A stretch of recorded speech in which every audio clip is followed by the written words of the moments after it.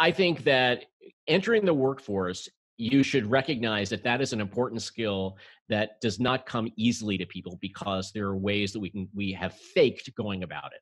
This is a story about a dude named Lane. Then one day he went to try to rent them out, and then he became one with the rest of Maine. Hello, Simple Passive Cashflow listeners. Today we have Peter Yawitz, who is the writer of Flip-Flops and Microwaved Fish, available on Amazon.com. I think it's on like the top shelf, right? The virtual shelf, almost one of the top. What's on your top shelf? It's on my top shelf. Actually, I try not to get crazy. I have a lot of friends who are authors, and when their books come out, they start to check the ranking daily, and that would only make me crazy. So I really don't look at it too much. It's like Googling yourself. I don't want to do that. Right.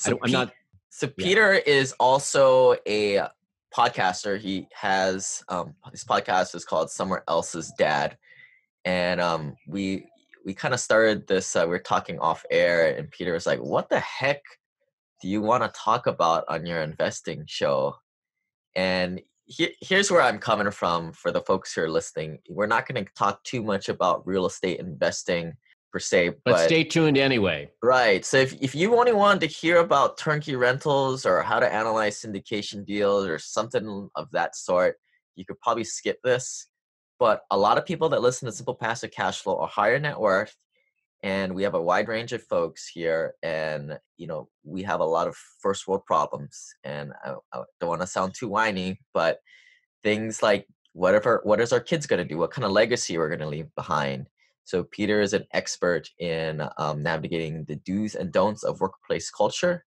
And I guess, Peter, why don't you kind of go over your background, your formal background a little bit, so people have some context and where we're coming from. Sure, I'd be happy to. I'm a native New Yorker. I think that defines me in many ways. I don't know what that means, but it just defines me that I'm a native New Yorker. Sometimes people say to me, "Wow, you're one of the few who actually grew up in Manhattan," and I want to say, well, I bet there were more people who grew up in my hometown than your hometown. It's just that people come to New York and they don't meet a lot of natives. They meet people who come from different places. So that, I don't know, that just informs me that's who I am. I've spent most of my career working with financial services people, helping people and groups identify their messages and who their audiences are and how to make that match. So that's pretty much the background. And I wrote the book, which just came out in January, because I just find we're at an interesting time. We've got 4 generations of workers in the workplace. And people my generation, I'm a baby boomer, they always got those millennials, those new kids, all, they're so entitled. They want this, they want that. We were never like that. And of course, we were like that in some way. So then I work with the millennials, and they kind of know what they want. I mean, they want to have a good work-life balance, but a lot of it, they don't know how to communicate effectively. They don't know the basics because they spend a lot of time texting, let's say, and they don't know how to approach people. I mean, one of the things that scares them to death is small talk. Oh my gosh. Have you ever, I go into an office building, and if you sit in an elevator, everybody is there looking at their phones. Not that you have to have a big conversation in the elevator, but no one wants to talk. No one wants to make eye contact. You just want to check your own thing. Leave me alone.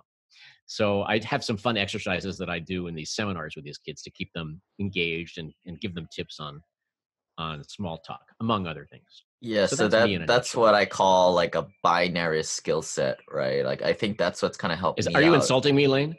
I call it a so engineers are usually horrible with people, right? But a lot of my investor base that are engineers that make over 100, 200 grand a year, if you call salaries your high performers, they are analytical people, yet they are good shooting with people, and they're more on the sales side as opposed to the technical side. So if you can be good at things that people aren't, such as a 7-foot basketball player that can drain threes, you are going to rise above your competition, as you kind of mentioned. Well, I guess that's why I've developed a niche for myself that's been successful, is that I recognize that there is that need. And, I work with anybody who's technical. It could be engineers, it could be economists, it could be financial people, or even people in technology. They are technical experts. And it's interesting when they have to talk outside of their comfort zone, or not technology people, not economists. And what I say to a lot of people when I'm working with them on making a big presentation is, remember, this audience is not studying for the test. They don't have to know all the nitty gritty. Even when they're writing, I joke around and say, that's why God invented attachments. Save all the nitty gritty for attachments and make sure that when you're writing something in an email to me, it's just the facts, just the basic stuff. What do I need to do? And why is this going to benefit me? So I really try to inform people and challenge people to think about what their real messages are and who their real audiences are and how to match that appropriately. Yeah, one of the last couple of years when I was working in corporate America, we did this colors training, and it sounds a little lame. Yeah. But I realized I'm a green person, which I'm like, don't give me any fluff. Just tell me what needs to be done or whatever. But the takeaway is you learn that other people are different colors, and you may need to talk about what you did all there in is the to weekend. it. Yeah. Right. Yeah, exactly. Well, there are a lot of those tests, and I think they're interesting, but it's really, to me, that's the moral of the story for those tests. There is, you're a green or you're a blue or red. It doesn't really mean anything. It just means how you prefer to work with people and recognize that people are different and people have different styles. I do a takeoff on that in my book. I call it the Sea Creature Assessment Test, or SCAT. And I don't really have a test, but I bring them down. Are you a minnow? Are you a shark? Are you a bloated whale? And just the point is, you can label yourself whatever, but the dangers of those tests are, one, that you label yourself and you say, I'm sorry, I can't do that. I'm not that type of person because I'm a green. I'm not a red, and greens don't do that. And that's just not right. And the other thing is, if you just label 4 types of colors, green, yellow, red, blue, let's say, there are gray areas to use a color. Some people are greenish blue. And also then in different tasks or different environments. At home, you might be a green at work, but you might be a total red at home. And I'm not even talking about what those things mean. I'm just, pretending I know what those colors mean. So, and the other thing that I found is, I did an MBTI, the Myers-Briggs, a long time ago, and I defined myself IMO, whatever. And then I did a little short test, and I came out completely different. And I said, something's wrong with the test. Something's wrong with the test. They changed it. And the point is that I've changed. I might approach things differently, or maybe the examples I was thinking about when I was answering the questions are different in terms of how I respond or how I deal with people today. So I think those tests are valid, but I think you are absolutely right that the moral of the story is that we're all different. And to be an effective communicator, you have to recognize that there are differences and flex your style a little bit to deal with those people who are different. And so we got quite a range of investors listening, and some are older with kids. What are some of those? What are some of the takeaways that you can kind of impart on parents who they have few million dollar net worth, yet their dang kid is just screwing around in high school and college? What is some things that they can do to make sure their kid just doesn't become another trust fund kid and squander all their money? Well, as a parent of older kids than teenagers, and I've gone through that, but believe me, my kids were not trust fund kids. I think parents have a responsibility to instill basic values, and I think that's the important thing. When I'm just a data point here, but when I hear how my kids reacted to different people or how they responded in a very tough situation, and I hear that makes me proud more than anything else. So I think that you can nag your kid to do whatever you feel you want them to do, but you know what? The kids are going to make their own decisions, and don't hold the money. Say, if you do this, then you're going to get your trust fund. The kids are going to come out okay. I just think it's important for you to instill decent values in the children. The other thing that I see when I talk to companies, and certainly I see this more in colleges where this did not exist when I was in college, is that parents are more involved. And at school, they make allowances for that, in colleges, for them to be able to find out what's going on or talk to a counselor. But in the real world, I've heard stories where parents want to come to their children's performance reviews, or they want to be their advocate for raises. And I think you got to step away, back off. That's a term that my wife has used probably more than any other term to me. And I know what she means by that. Yeah, She that's a says, back helicopter off. pilot, right? That once the Yeah, kid goes off to helicopter parent. college. Yeah, when we Yeah. were not helicopter parents at all, but I certainly the back off is when you go a little bit too far and say things that you shouldn't say. So I think that let kids make their own mistakes. I think that's another piece of advice. And you know what? If they buy my book, or you buy my book for them, I think that they might get some tips on how to manage life at work. We're all going to mess up at some point in your first job, but usually it's not going to be a terrible mistake. It's just a process of learning. You know, parenting styles are different, but to me, I'm always impressed when I meet young folks who are polite and I don't know, have a sense of themselves and have a sense of what good values are. It means a lot to me. But Yeah, you don't have to listen to me. I'm just someone else's dad. I mean, I think the advice that I like to impart, and when we talk about in the Passive Investor Accelerator a lot, is like, look, we don't trust these kids. We're going to create the trust with different payment amounts. You get 25% at 25, 50% at 65 with pending drug tests approval from Okay, the so that's the trustee. carrot. It's like Yeah, being drug free. That's the carrot. What's the other carrot? But what's the other carrot? You know, if they're a trust fund kid, maybe the carrot is not something just not being on drugs. Maybe the carrot is, well, what have you done for humanity at age 25? Or what steps have you put in place to do something good for other people? And then I'll release the money if I see that you're doing something well. Right, I'm proud, but the of you. trouble is, like, you know, once you're gone away from the world and you have this document, that archaic document, it's, you know, it's hard unless you have a trustee that's still alive to administer the document for you. You have to go off binary things. Is it a positive or negative drug test? You know, have your child created X amount of net worth or X amount of cash flow? You know, created wealth the right way. You know, instead of just building up assets with a lot more liabilities, like how most people are. But I don't know. I'm not an expert. I'm just kind of just. I'm not an expert either. I'm not an expert either on how to manage your trust fund. And I have to say that I don't have a large client. Well, maybe I have client base, but I don't talk to them about how they're managing their kids. But I have heard many stories of, you know, friends of friends who have trust fund babies who did not do well. Yeah. Because they never really had responsibility. But I don't want to pass judgment on that because, again, I'm just talking a couple of data points. A lot of my clientele are first generation wealth, so they've kind of built the wealth up themselves. They don't want to see it go away. And at the end of the day, their biggest goal is they just don't want their kids to have to work for money like how they did. Have to go to a $50,000, $80,000 a year job because they had to go work for a big four accounting company and sell their soul and get coffee for everybody else for a couple of years.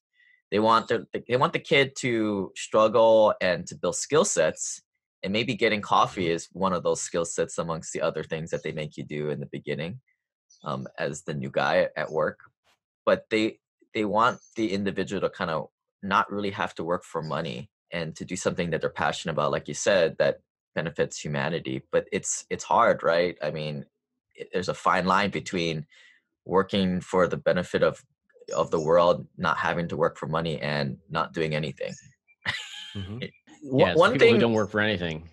So, you know, I'll say another thing, and let me say another thing here about that. And again, I'm just throwing data points out as part of my podcast, which is you can find at my website, someoneelsesdad.com.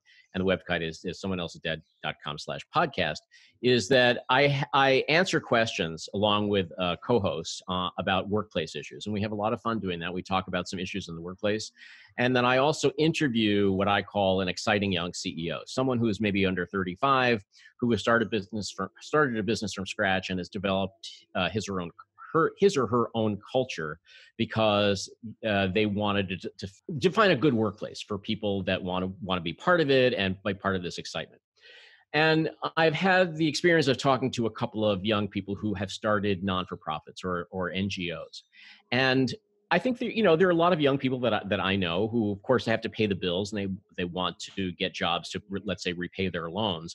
But at some point, they do want to work for a nonprofit or feel they're doing something good with their life. You know, the old existential crisis. And one guy in particular said, and so they said, oh, but I'm wasting my time working at this consulting firm or working at this bank or working, even as you said, in one of the big four accounting firms. And this guy said, all those skills that you develop in the early parts of your career, you think, okay, it's a 2-year investment banking program, whatever, you will develop skills that are absolutely valuable to people later on in your career if you want to go into nonprofits, because people who go directly into nonprofits just don't necessarily have that training. They go in and the first thing they have to do is try to raise funds, and then they try to follow what everyone is doing, and without a lot of training.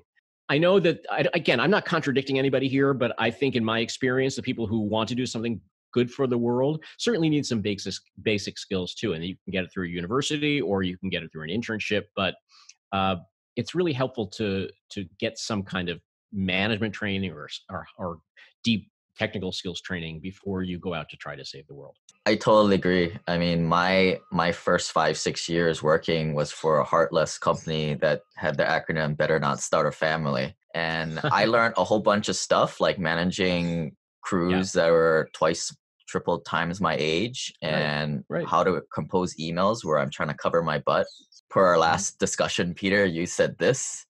Valuable things that have helped me out today. And luckily I got out of that stuff as quickly as possible. But the stuff I learned there case were in point amazing. too, right? Yeah, exactly. I have that same type of history. And now I get to be an outsider, and I certainly don't go back and say, well, when I had this job back in 1987, because that dates me, but also doesn't really help anybody because things have changed so much. But I'm embedded in many companies, and I see how people work, and I see what's effective and what's not effective. And one of the things I really have to do as a consultant, and any consultant, really, you have to listen well and understand what a client's issues are before you can go in and say, well, this is what you have to do, because every situation is a little bit different. So the Someone Else's Dad podcast, is some of that come about because, you never really listen to your own parents and it's got to come from somebody else, or is that just by coincidence? Are you talking about my parents, or are you talking about or my kids not listening to their dad? Listen, I think I just thought it was a funny title.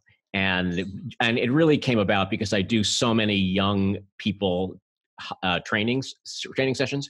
I've been very lucky with very big global clients, and during the summertime or in the fall when they have their big new hire orientation, I'm asked to come in to talk about communicating at work or welcome to the world of work, even if it's just sold as something like Peter's going to talk about good email etiquette in business. So it could be anything.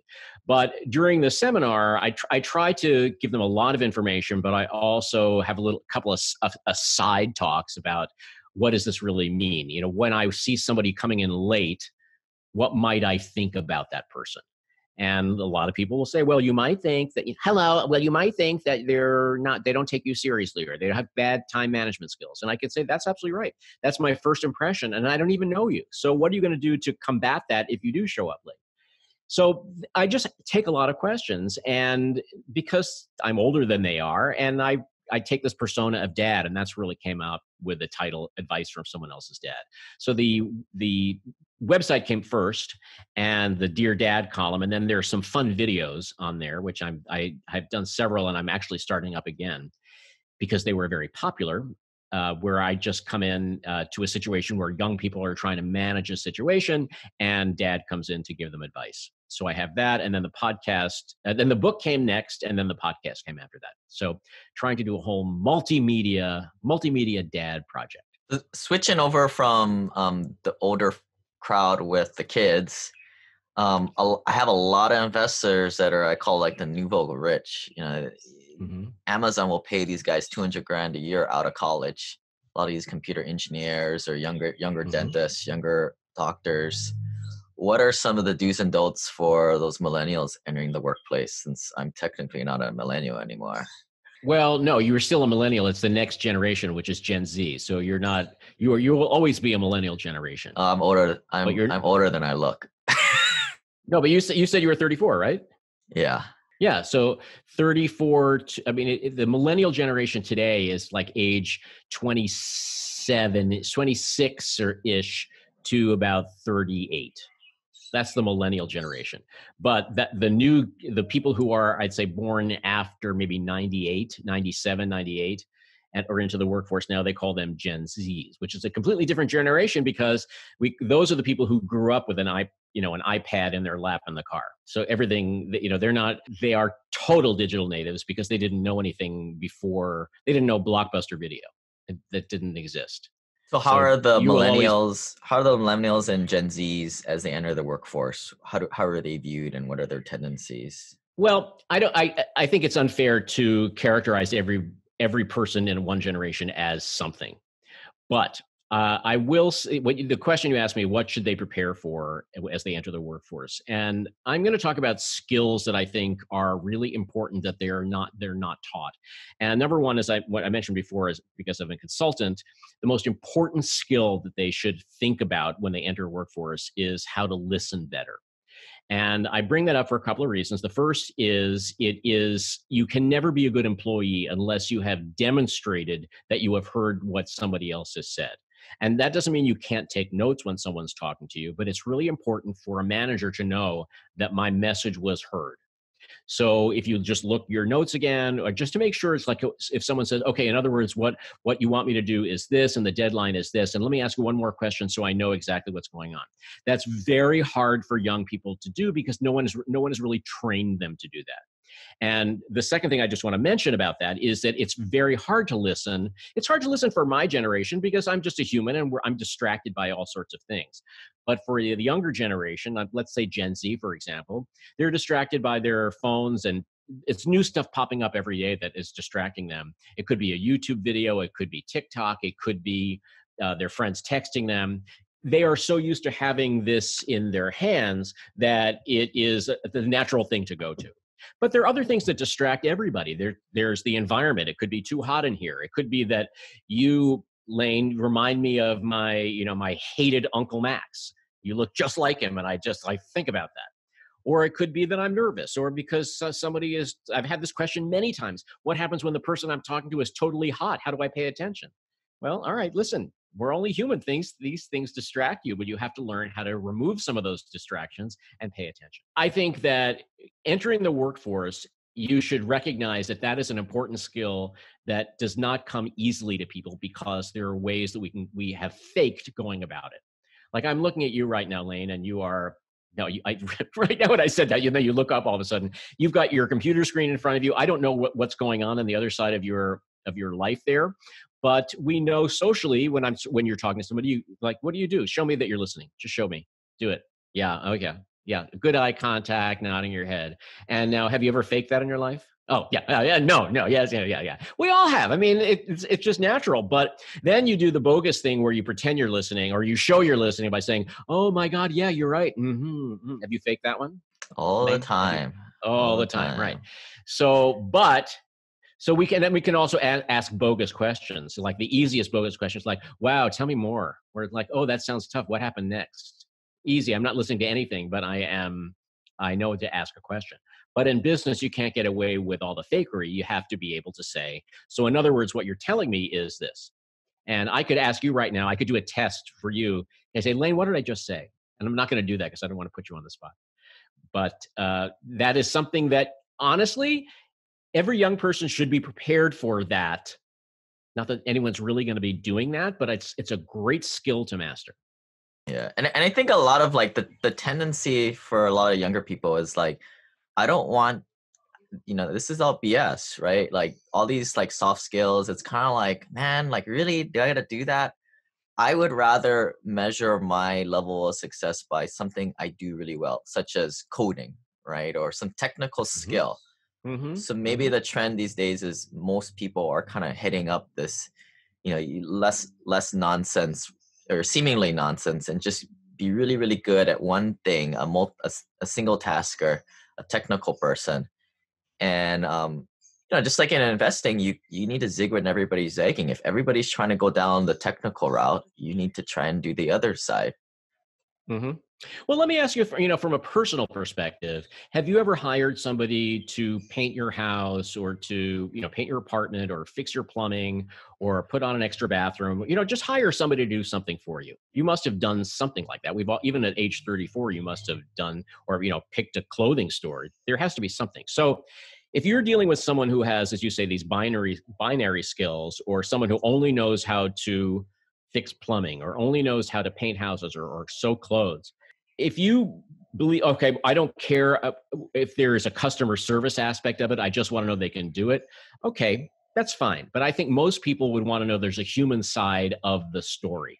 Meaning, if I am talking to an insurance agent that is going to insure my home or my car or my business, I want to know that the person has demonstrated to me that he or she understands what I've just said and why the solution that he or she is going to provide really suits me.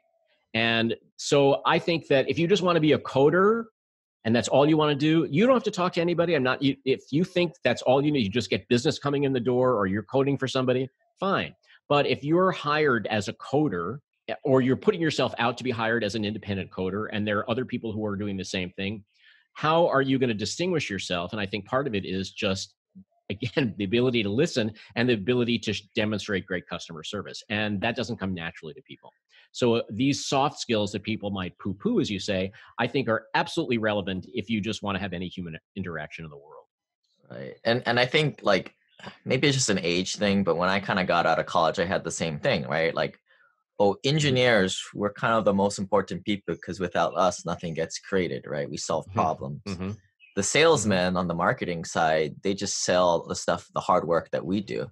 But right. It's not like one is more important than the other is what I'm saying. And without that guy selling it, nothing happens. No money gets put on the cash register. When I've dealt with people, and for instance, in the financial world, but it could be the same thing. I mean, let's say, I've worked for years with research analysts and institutional salespeople.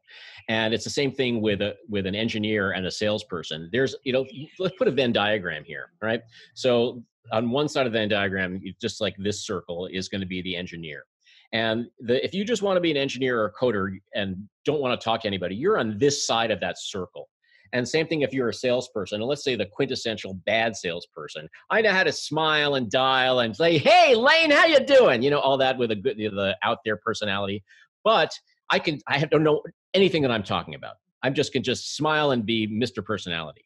So the best engineers are the ones who understand the product, but also understand how it suits a specific client and could potentially sell it. And the best salespeople are the ones who are very good with the personality side, but also have demonstrated they understand the product. And so it depends what your goals are, but I think these are good skills to be able to think about and master if you want to move any place in the world. Right. I mean, look at and nothing wrong with. I mean, I have to say, just like my son, for instance, is moving up in a company, and they said, "All right, you're at a place now where you want to be on the technical track or the managerial track." And for my generation, it was always you just move to the managerial track because that's what the lockstep is. And unfortunately, in some organizations, that means that you end up with a lot of technical people in management who have not been trained to be very good managers. So, but I think in this case, they're saying, okay, you're right here. Which trajectory do you want? And they're both good trajectories. And he said to me, I would rather do the technical stuff because I like doing the work. And that's fine. That's fine. But I just hope that they train with some management skills, because even as a technical person, you're still going to have to lead projects. Rather than just run the company, you're going to have to lead. You're going to have to build business that way too. So I hear anyone who just wants to be, as you said, a technical person or a coder, but I still think no matter which track you are taking, it's important to end up. Don't you like how I play with my fingers? I just do it all the time. I play with my finger, this or this, and now we'll do this. Okay. Yeah, I think like I think laughing, whatever like a managerial side, whatever. Sometimes it switches during the era, right? But I think the person needs to realize what is it in their sphere. What is the need? Which one has more competition? Just like you don't go build like an office space when there's a lot of office, not much demand for office. You do residential. Sure. It all like submarket, as we call it. Mm-hmm. Absolutely right. And going back here's to another thing that I say to you. Yeah, go ahead. Going back to your whole I got another analogy. Like in the NBA, who are the gunslingers? It's the swingmen. It's not the guys who are 7 feet in the block, or not the shooters. It's the guys who can do both, right? It's the LeBrons. It's like the Giannis's. Those are the guys who transcend the game. I'm not saying that everybody can do that, but the market rewards those type of people. Yeah, absolutely so. Here's another thing that goes along with the listening is with Gen Z, and we're talking about the digital natives, how they just sit there and doing this. It's so much easier for a young person to text or to use Slack or even email.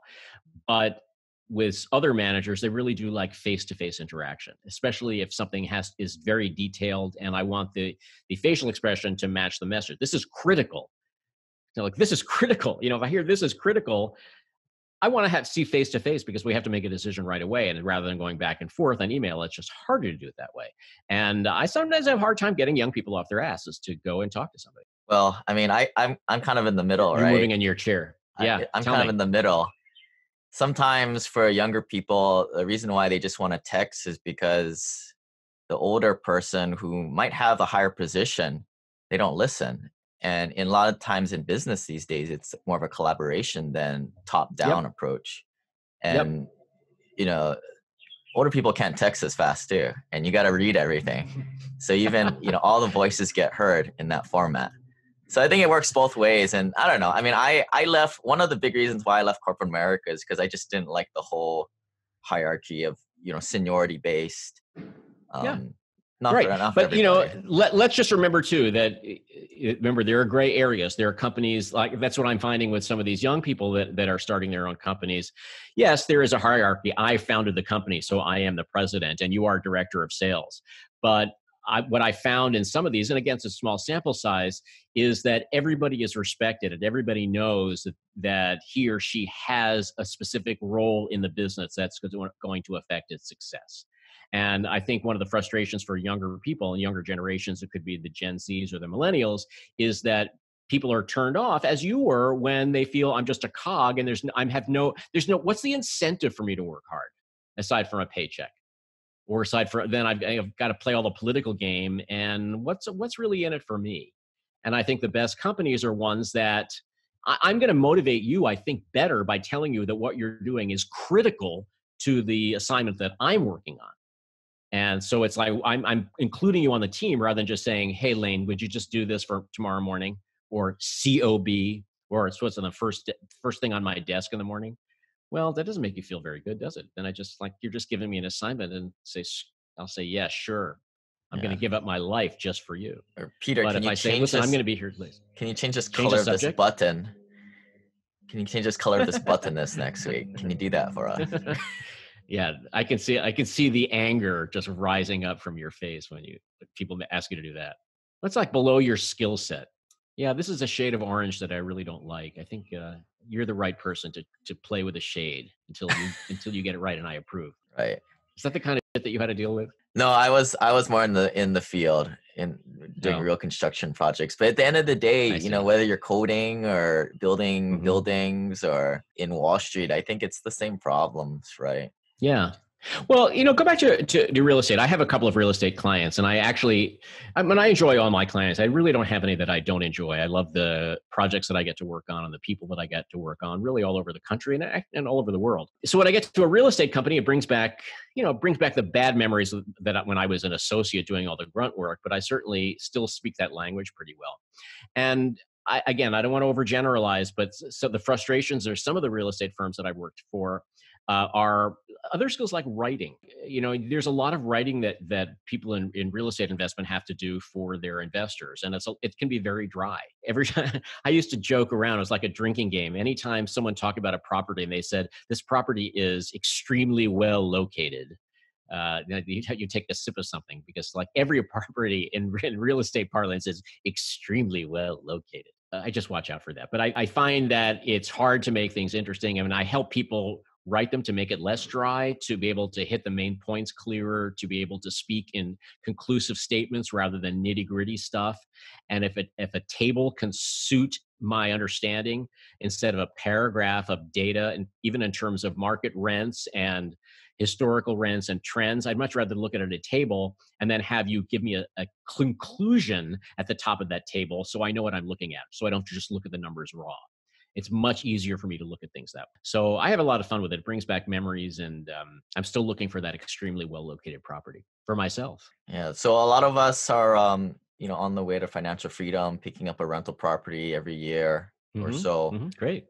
What I would What I will probably tell a lot of people is it takes a lot longer than you think. I mean, I bought my first Ah, rental in 2009. And mhm. this is stuff is important. I got kind of in a bad state in 5 years working in because I realized that I wasn't going to be working in corporate America much longer. But it takes a lot longer Mhm. than you think. Peter book will hopefully make it a little bit less, a little bit more workable because it's always going to take longer. You do the math. You say you're going to be financially free in 10 years. It might take you 12 or 13, or you might change your job Sure, here or there. sure. And I've got to tell you also, I go back to my first job working in corporate real estate. They were investing, I think, point when I had joined, maybe for 4 or 5 pension funds, and I was assigned, I don't know why, a lot of the dog properties. Some of them were all in one in one fund. Some of them were scattered around, but I guess they saw something in me. I don't know what. I'm not sure that was right anyway, to go and fix the bad properties. And I have to say that was a great learning experience for me. You really learned, okay, what not to do in the future. And things eventually turned around. I only stayed at that one job for 2 years, but it was very frustrating because you think you buy things at the right price. The market is going to be strong. You see what the catalysts are going to be. Like, there's going to be an off ramp of a freeway that's scheduled to be in construction in 2 years, and that gets delayed because that's going to be a huge boon to the property in terms of its location. But these things take time, and I was there to fix things fast because we had to present to our investors. But you just have to. I think also, this is my advice to people who are reporting, is to be honest with things. Like, it happens. It happens that there's going to be a delay, which is going to delay our lease up, or there's going to be a delay that one of our blue chip tenants was acquired and there's going to be a consolidation. So not everything is rosy. Not everything is beautifully well located. Things just do happen. And it's nice if you put contingencies into your models, but I think all the investors are going to, okay, that's interesting. So that happened. So what is our backup plan now? And what is the new pro forma based on that? And, from my perspective, investing on behalf of other people, the first, you panic that they're going to pull their money. And it happens if you have several years of bad performance, but who is going to expect things to be rosy all the time? There has to be a balance. If there's cycles that we deal with. And if something happens, okay, it's not anybody's fault. It's just things that people didn't anticipate. So what are we going to do to fix the problem for the asset, for the portfolio, et cetera? And it's important to be able to articulate that very clearly. Well, so Peter, again, your book is Flip Flops and Microwave Fish, available on Amazon. And anything else for the folks? And Barnes and Noble, it said Barnes and Noble also, if anyone still goes there. But bn.com, which is still vibrant, actually listed it as one of its top 4 independent books, and independent meaning that it's with an independent publisher, not a big one. I've been spending a lot of time traveling around on my book tour, traveling to bookstores, with speaking to alumni associations, and speaking at lunch and learns. A lot of corporations have asked me to come in where they'll buy a lot of books, and I'll speak for an hour or so to either a junior population or the entire population to give them tips on how to communicate effectively. And I changed the topics based on the need of the organization. And it's been really fun for me so it's not, I found that the topics are not just relevant for the younger professionals, but a lot of the older people who just never thought about things and needed some clarification. And my questions are really all across the board. All right, guys. Well, make sure you check out the website at the events page, and hopefully I can meet up with you guys on my next travel out there. And we'll see you guys next time. Bye. Thanks, Lane. It's been an absolute pleasure. This website offers very general information concerning real estate for investment purposes. Every investor's situation is unique. Always seek the services of licensed third-party appraisers and inspectors to verify the value and condition of any property you intend to purchase. Use the services of professional title and escrow companies and licensed tax, investment, and or legal advisor before relying on any information contained herein. Information is not guaranteed, as in every investment there is risk. The content found here is just my opinion, and things change, and I reserve the right to change my mind. Above all else, do your own analysis and think for yourself, because in the end, you are the only person who is going to look out for your best interests.